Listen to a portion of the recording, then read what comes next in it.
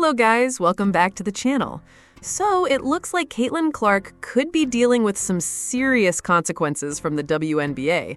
We're talking about a possible $1,000 fine and even the risk of a suspension after picking up her 6th technical foul of the season.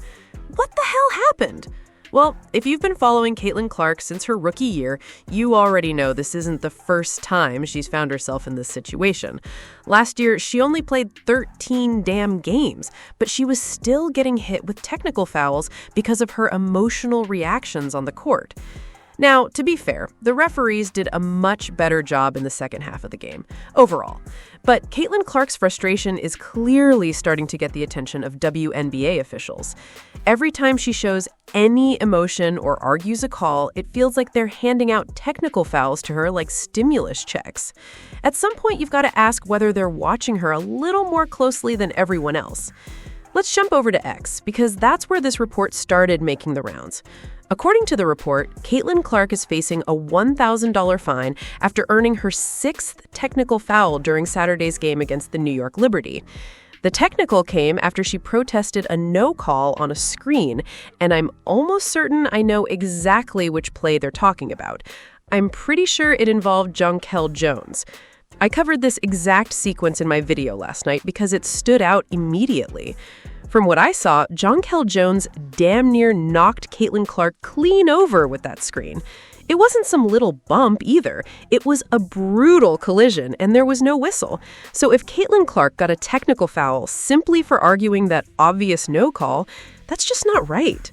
Let's pull up the clip and take another look, because this is more than likely the exact play everyone is talking about. And then a technical is called, and I believe that was against Caitlin Clark. So a very hard screen. Here it is, Clark trying to fight through the action, gets leveled by Jonquel Jones. That's a legal screen. I mean, I know it's a lot of contact, but Jones was there. Stewart will hit the free throw in New York out to a 9-2 lead. So yeah, this was the technical foul everyone has been talking about. And if you watch the play, Stephanie White does absolutely nothing, just like usual. Don't ask me why. She's standing there watching everything unfold without saying a damn thing. Meanwhile, Caitlin Clark gets completely destroyed on the play. It was a hard hit, and there wasn't much of a reaction from the officials in that moment. Now, that all happened in the first half. Then something changed after halftime. I don't know what happened, but it definitely felt like the game shifted into another gear. The officiating suddenly looked a whole lot different. It's almost like they got a phone call from Silver, because the refs seemed to clean things up in a hurry.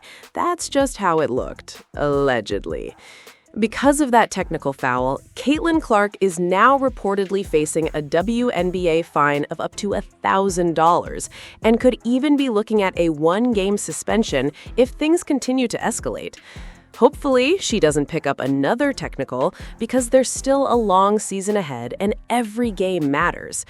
With that out of the way, Stephanie White finally spoke about Caitlin Clark's performance. She also addressed how Caitlin handled playing back-to-back games for the first time since returning. So let's hear exactly what Stephanie White had to say. She was big. She was big. And her and KK combination were really big, and they played well together.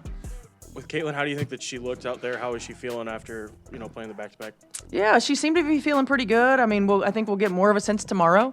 There were times where I felt like she looked like she was a little off balance, but nothing that I thought was concerning.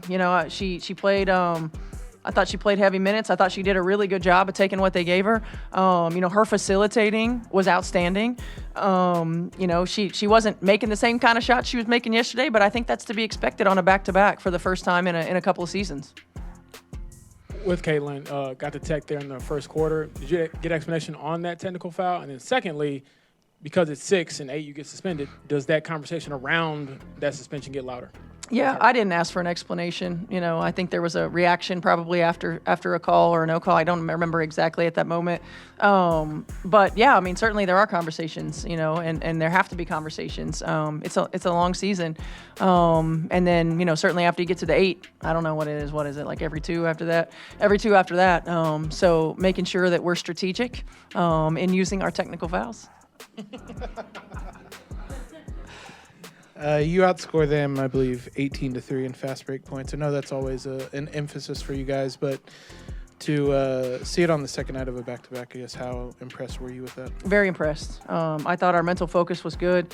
30 points off of turnovers, really good.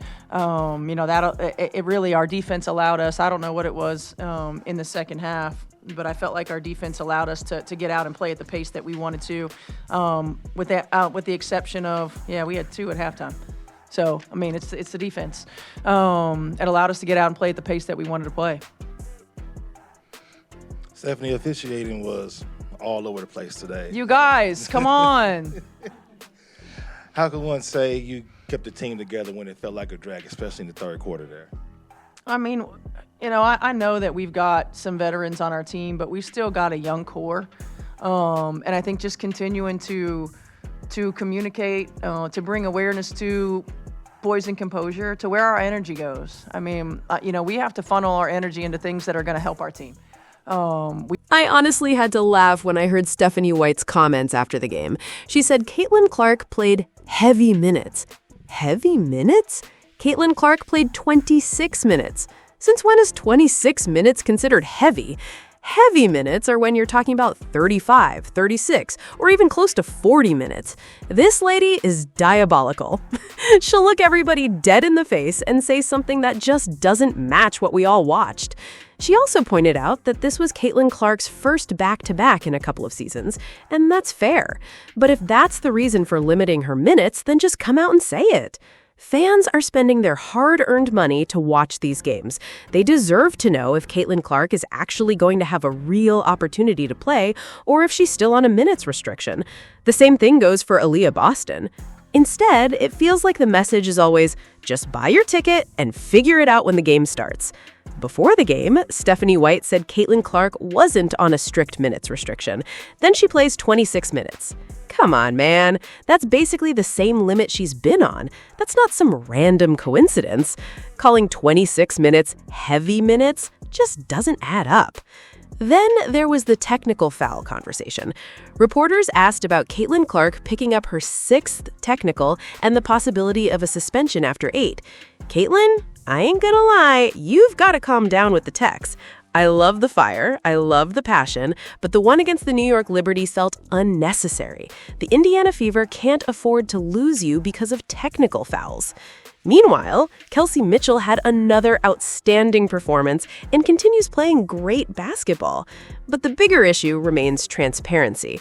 Whether it's injuries, minutes restrictions, or what's really happening behind the scenes, the Indiana Fever continue to leave fans guessing. At some point, people just want honest answers instead of feeling like they're being told one thing while watching something completely different. But what do you think? Get down in the comments and let me know your thoughts. Make sure you like, comment, subscribe, and share the channel.